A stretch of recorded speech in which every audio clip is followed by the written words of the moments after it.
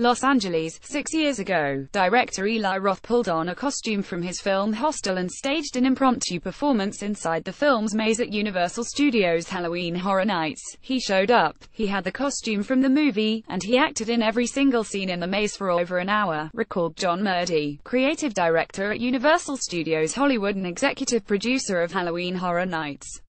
When I came down, he had gone backstage afterwards and hung out with the cast, took a million selfies, thanked everybody, and as he was coming out he gave me a big bro hug. Of course, Roth was still drenched in fake blood from the performance. I've never been able to get the blood off, so now it's just the Eli Roth memorial jacket, Murdy said with a laugh. Horror fans and filmmakers alike flock to Universal Studios for the Halloween-themed seasonal attractions, which compete with the longer-running Knott's Scary Farm by taking advantage of licensing opportunities to bring thrill-seekers favorite movies and TV shows to frightening life. Because we're in the most competitive market in the world for this, I focus specifically on branded horror, Murdy said. It's a lot like doing movies, except we're doing multiple movies at the same time. Other parks are getting into brand name scares, but Universal has established itself as the leader in the field. This year, during 29 nights from September through November, Universal Studios Hollywood has scared up mazes based on Stanley Kubrick's The Shining, TV's American Horror Story Roanoke, and Ash vs. Evil Dead, the Saw and Insidious franchises, plus the horrors of Blumhouse, featuring elements from the studio's films The Purge, Sinister and the just-released Happy Death Day, as well as Titans of Terror, featuring Leatherface from the Texas Chainsaw Massacre, Jason from Friday the 13th and A Nightmare on Elm Street's Freddy Krueger. That's on top of the park's popular The Walking Dead attraction and the Terror Tram ride that is hosted by Chucky of Child's Play. Universal most definitely is associated with a horror movie, going all the way back to the birth of the studio, said Murdy. Soon after its inception in 1915, Universal Studios originated modern-day horror on screen with films such as The Hunchback of Notre Dame 1923 and The Phantom of the Opera 1925, before producing monster franchises such as Dracula 1931, Frankenstein 1931, The Mummy 1932, The Invisible Man 1933, The Wolf Man 1941 and The Creature from the Black Lagoon 1954, films the studio seeks to capitalize on with its ongoing Dark Universe series of reboots.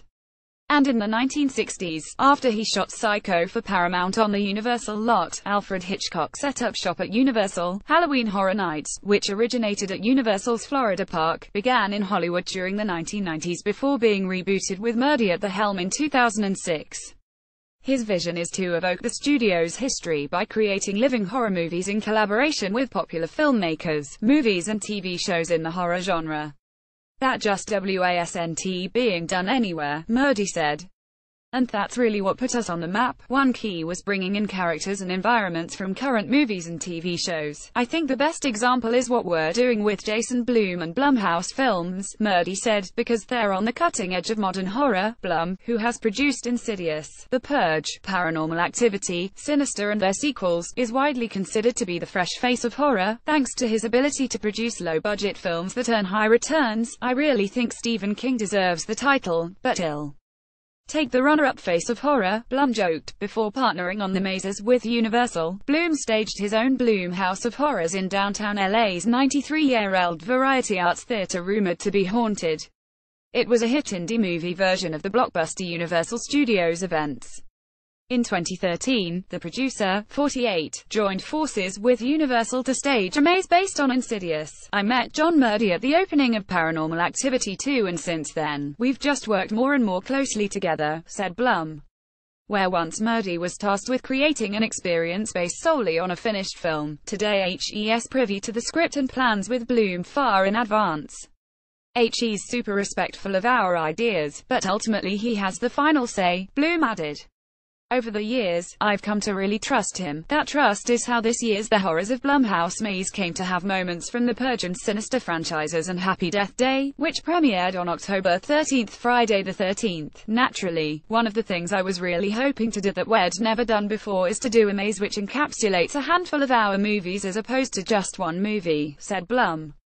That's what's new this year with The Horrors of Blumhouse, though some of the props sprinkled throughout the mazes are actual set dressings from the film. For example, the baby masks worn in the Happy Death Day portion of The Horrors of Blumhouse maze, many are convincing replicas. The Shining maze, for example, evokes several sets from the classic film. That's a heck of a challenging movie to turn into a seasonal haunted attraction, Murdy said.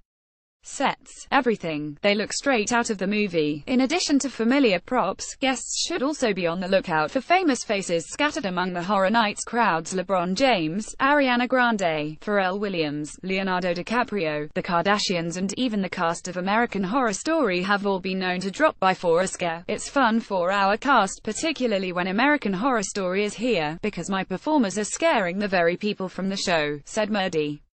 That's one of the things I do to psych them up every year. Like, hey, guess what, you're going to get to scare the very people whose role you're playing.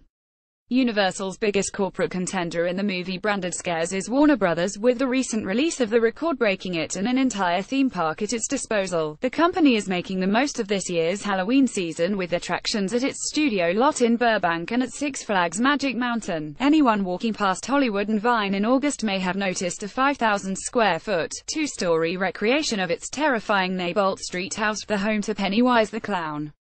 An immersive marketing experience in the style of a haunted house, the Neibolt house quickly became a must-visit pre-Halloween haunt and a social media phenomenon before the operation was moved to the Warner Brothers studio tour for a 6-night Horror Made Here experience through October 28. The Vine Street idea was that there would be tremendous foot traffic there because it was right as Hamilton was opening at the Pantages down the street and there's an enormous amount of tourism there for summer, said Blair Rich, president of worldwide marketing at Warner Brothers. So we knew that it could be an incredibly well-attended attraction. What they didn't expect was for lines to wrap around the block and for tickets for the entire run to sell out within 7 hours, especially considering the house was promoted only on social media and fan sites. When we started the project we expected to get 7,000 people through it in its entire run, said Rich. By the time we finished, 38,000 people had gone through it and we had a waiting list of 85,000 people that we had to shut down. It director Andy Muschietti, who brought the town of Derry to life on screen for the film, was part of the planning for the Neibolt house. We worked hand-in-hand with the filmmaking team and with Andy to make the design of the inside as close to the film as possible, said Rich. He was extremely involved in making sure the design was authentic, the rooms were the right amount of scary and that it was true to the experience of the film. They even had the dead grass and dead trees, Rich added. It's about conjuring what people imagine the experience to be. In addition to the It House, a replica of the fictional town of Derry, Maine, will take over the lot's Midwest Street, and there will be mazes surrounding the Annabelle, The Conjuring and Nightmare on Elm Street franchises. We're also going to be conducting mini tours of the backlot, which we've never done at night before, said Don Gilbert, president of worldwide studio facilities at Warner Brothers. Six Flags Magic Mountain, owned by Warner Brothers, is jumping on the branded horror wagon with Suicide Squad. The Six Flags Fright Fest experience, the walkthrough attraction riffs on the 2016 movie, using the art director's drawings, new props and a rock infuse to create an entirely new experience based on the film. In essence, we're trying to create the same tone that the movie did, said Scott Sterner, producer for live experiences at Six Flags Magic Mountain. We tried to make it so guests get the sense that they're walking through Midway City. Sterner and his team met with the producers of the film to plan out an experience that would be true to both brands. There's a very high awareness of the Suicide Squad brand, said Sterner. We share a lot of the same demographics between the movie and our visitors here. It is so right for who our audience is and what they appreciate. The attraction offers photo ops with some of the villains of Suicide Squad, including Harley Quinn, the Joker, Katana and Killer Croc, whose likenesses are based on the filmmakers' 3D models rather than the actors themselves. We also took that from the movie and embellished it, said Sterner. We took guests that were similar to the classic rock kind of indie and developed more in the same vein as the Suicide Squad experience. The latest season of Creep LA, one of the city's most admired immersive haunted house experiences, aims to put its own flair on an already established entertainment property, in this case, the Amazon Prime exclusive series Lore. We really fabricated everything and built it all from scratch using the episode 4 aesthetic, tone, mood and style, said Justin Fix, creator, producer and director of Just Fix It Productions, which is staging the Creep LA Lore multisensory maze. But then over the last 5 weeks we've really been able to build an entire world from scratch based on Aaron Monk's popular podcast of the same name. Amazon's Lore is a 6-episode anthology series that presents the real-life events and stories that have led to our modern-day myths and legends about traditional horror fare such as vampires, changelings, werewolves, seances and possessed dolls. Creep LA Lore, which will take place at the Reef in downtown LA through November 12, heavily evokes the spirit of the show. guiding a group of 8 through an hour-long walk featuring moody rooms and scary scenarios. Manka himself served as creative director for the experience. "We basically listened to what he did," Fix said, "and thickened it up.